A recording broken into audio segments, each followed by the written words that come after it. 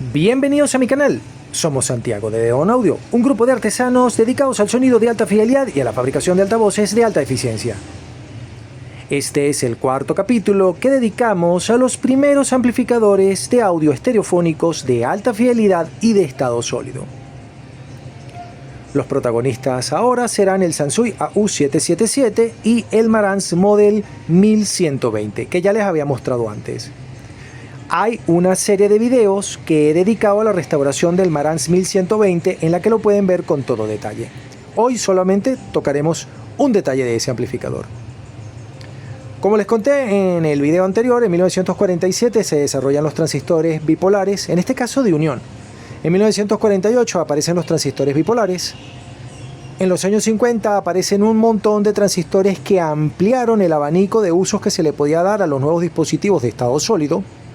En 1955 RCA diseña el primer transistor de alta velocidad que puede ser utilizado en receptores de radio, que es cuando empieza Sony a fabricar también de su cuenta transistores rápidos y receptores de radio de bolsillo. En los años 60 aparecen los primeros transistores que se pueden utilizar en audio. En 1964, si no tengo malas fechas, me pueden corregir con un comentario, lo dejaré como destacado, aparecen los primeros transistores que son razonablemente de alto voltaje, razonablemente lineales, razonablemente decentes, como para poder hacer etapas de potencia, y los emplea, por ejemplo, la gente de JBL para fabricar su Power SE400 y SE408S de 40 y 50 vatios eficaces por canal.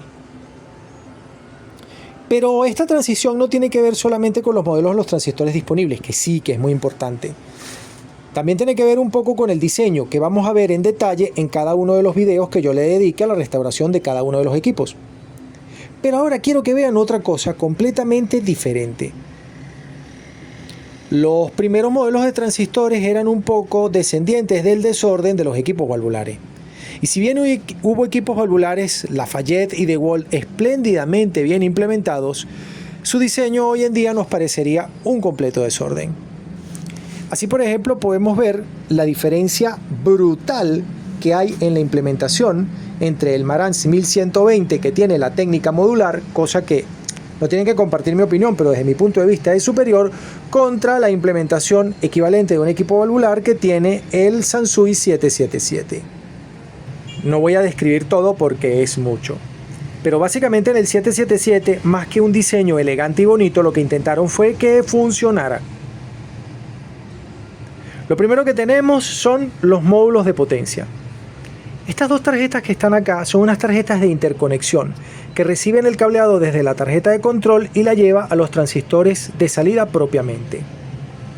Muchos diseños valvulares de la época, no precisamente de Sansui, pero sí de la época, en 1955 a 1964, colocaban las válvulas de potencia, el rectificador y los pentodos de salida, lo que llaman los finales de potencia, en la parte de atrás del equipo, incluso separados con una pared de fuego para que no achicharraran el resto del equipo, porque el calor que desprende un pentodo como un EL34 es brutal.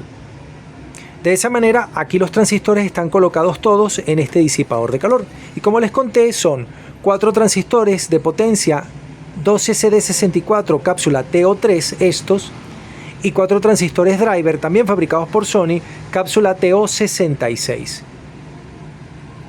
Para poder interconectar estos transistores, Sansui ha utilizado estas tarjetas que son los módulos donde además se puede ajustar la corriente de reposo.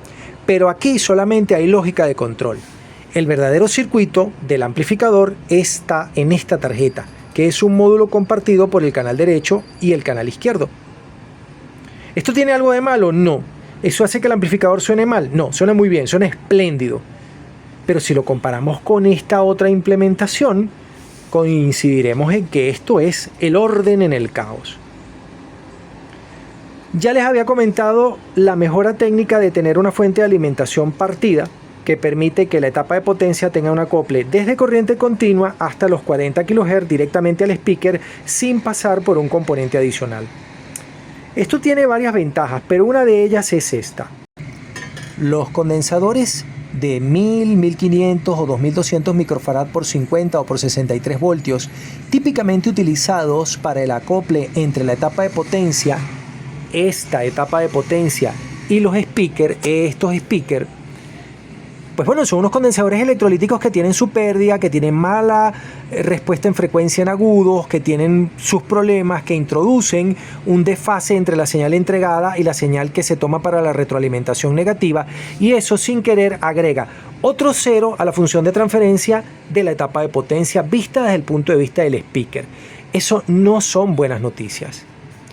Pero en la implementación que se vuelve común después de 1968, a cada fabricante le llega en un momento distinto. En este caso esto es una máquina, esta es la unidad de potencia Marantz Model 15, pero aquí está reimplementado como el amplificador integrado modelo 1120. Esto es un diseño de 1967, pero este equipo en particular es de 1972. Y ya tiene el detalle de la fuente partida, que evita un montón de problemas, porque ahora solamente tienen que ser costosos y de muy alta calidad estos dos únicos capacitores que hacen la fuente y no un montón de piezas.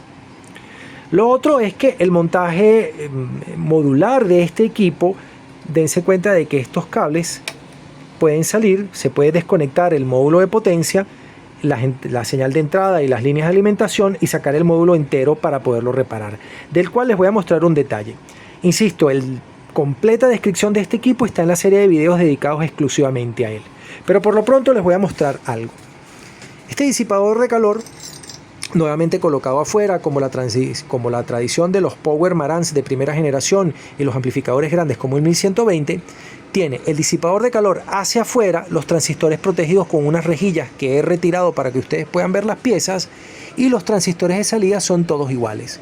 En este caso son los modelos, vamos a leer uno, Motorola SJ2519. Aquí se ve clarito, pero espero que lo puedan leer. Aquí también se ve clarito, pero espero que lo puedan leer. 2519, y aquí están dos SJ2519. Los colores han sido seguramente porque les dio luz de sol directa. No vayan a pensar que son transistores complementarios. Son todos iguales. Pueden descargar el esquemático de este equipo desde Electrotanya sin afiliarse, completamente gratuito. Y van a ver que estos cuatro transistores son NPN, el equivalente moderno de un 2N3055H. Son unos transistores muy conservadores, con un voltaje colector de 80 voltios máximo, base abierta, con una corriente de colector máxima de 8 amperios, con una frecuencia de transición típica para la época de unos 2.5 MHz, que no está tan mal, pero no es lo mejor, con una ganancia en corriente a 4 amperios mayor que 20, que les permite justamente ser utilizados como transistores de potencia. Aunque su característica más destacada es que son lineales, es decir, tienen más o menos la misma ganancia para 1 amperio que para 2, que para 3, que para 4, que para 5 amperes. Eso es lo que los hace utilizables en audio, porque si no, su distorsión nativa sería muy grande y no se podría hacer una etapa de potencia con ellos. Lo que quiero destacar de esta transición es el carácter modular de los amplificadores que hizo Marantz y que después haría Sansui y que después copiarían el resto de los fabricantes como la mejor manera de hacer las cosas. Pero aquí se repite algo todavía. Los 4 transistores de salida Motorola son del mismo tipo. Con lo cual esta es una salida cuasi complementaria. Es lo mismo que está pasando acá, donde los 4 transistores de potencia, los 2 transistores de cada canal, son NPN para el silicio y PNP para el germanio, porque hubo muchos amplificadores, lástima que no se los puedo mostrar en este video porque ya no los tengo, que eran europeos, en particular Philips, que tenían los 4 transistores de potencia en cápsula igualita metálica TO3, pero PNP de germanio. Aquí se ve muy obvio lo que yo les había mencionado de todos los amplificadores anteriores, incluyendo al Macintosh MA6100. Tengo los 4 transistores driver, 2 por canal, y el predriver. En este caso ya es un diseño mejor y trabajan un poquito más fresco, no necesitan un disipador de calor tan grande como en aquellos diseños, pero es lo mismo. Este es un NPN, este es un PNP, PNP, NPN, y estos dos que están acá también son PNP. Como estos son transistores complementarios que activan a los transistores de potencia, esto es una simetría cuasi complementaria. Aquí tengo los mismos transistores calientes. Aquí tengo los dos transistores driver, pero ambos NPN. Y si le damos la vuelta al equipo, vamos a conseguir estos transistores que son como los predriver, que en esta máquina operan como inversores de fase, que en la tarjeta del Marantz serían estos dos que están acá. Con lo cual, esta no es una salida cuasi complementaria, sino que es un totem pole, es el diseño anterior. Pero esta etapa de potencia tiene algo más, que la hace más sofisticada, que la hace mejor. No es solamente tener unos transistores de salida que ya tienen una frecuencia de transición de 2.5 MHz, que no tiene nada de malo, y utilizar transistores driver complementarios para tener una simetría de salida cuasi complementaria. No. En todos los diseños que yo les he mostrado, en el del Sansui 777, 77A, el Pioneer SA 500, 700, 900, etc., la parte del circuito que resta la señal de entrada, la señal que llega por estos terminales a través de este condensador de acople que viene desde el preamplificador, mírenla, esa señal es restada de una muestra de la señal de salida con un transistor que debe ser muy lineal y quedar completamente flotante para que no cambie sus parámetros híbridos. Voltaje de Early, un montón de cosas. Para lograr eso, se prefirió un arreglo distinto que se inventa un tiempo después, y es esto, lo que llaman el par de cola larga. Es una tontería, pero esta tontería lo cambia todo. Este circuito fue el que permitió que tuviéramos amplificadores con una distorsión más pequeña que el 0.2%. Hoy les parecerá mucho, pero al principio era una maravilla. Esos dos transistores que están allí son un par de cola larga o un par amplificador diferencial.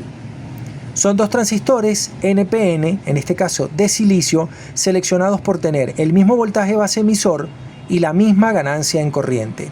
Hay un par para cada canal. Uno que resta la señal del canal derecho y otro que resta la señal del canal izquierdo. Esos transistores además están acoplados térmicamente para que la deriva de los dos sea tan parecida como sea posible y ambos transistores operen en la misma región de carga. Este diseño, es el que le permite al amplificador restar de la manera más perfecta su señal. Y eso se debe a que los ingenieros pronto se dieron cuenta de que un amplificador de audio se parecía mucho a las razones ideales del diseño de un amplificador operacional. Los amplificadores operacionales se habían empezado a conocer a final de los años 50 y durante los años 60 tomaron auge de la mano de los amplificadores analógicos. Pero llegó un diseñador que conocía perfectamente de su experiencia laboral en el campo militar el funcionamiento de los amplificadores operacionales para los computadores analógicos, que empujó adelante, le dio una patada adelante al diseño de las etapas de salida. Su intervención original ocurre en JBL, su diseño original, la unidad de potencia SE400, pero su obra de arte, por la que es más conocido, es este equipo. El amplificador integrado JBL SA600 de 1966, aunque el diseño es de 1964. En este amplificador usaron todo lo que sabían. Quiero que sepan que este resumen lo he limitado solamente a las etapas de potencia, aunque el preamplificador es importantísimo para poder simplificar la secuencia. Pero después hablaremos de los preamplificadores que me parecen aún más interesantes. Este es un diseño absolutamente genial y adelantado a su tiempo, y por eso todavía aún hoy es un amplificador bien recordado y una pieza valiosa de colección. Hay una serie de videos que dedicaré a esta pieza para mostrarles qué tiene, cómo funciona, cómo lo vamos a restaurar y las peculiaridades de ser uno de los primeros amplificadores de transistores, porque aquí lo interesante es cómo estos equipos eran completamente diferentes. Quiero que sepan, por ejemplo, que todo esto que está aquí abajo es una moldura de aluminio que está terminada en un nácar del mismo color de la lata del equipo, de la caja metálica. De ella, que es el verdadero chasis y disipador de calor, está anclado el transformador de fuerza acorazado y blindado, que tiene la leyenda de JBL que indica cómo se conecta la línea a 110 y 220 voltios. Mírenlo. Cómo se han dispuesto directamente sobre las paredes del disipador de calor el conjunto de transistores exactamente igual que en el amplificador Sansui AU777. 2 transistores de potencia en cápsula metálica TO3 y 2 transistores driver en cápsula metálica TO66, lo que llamamos aquí en Venezuela de sombrerito.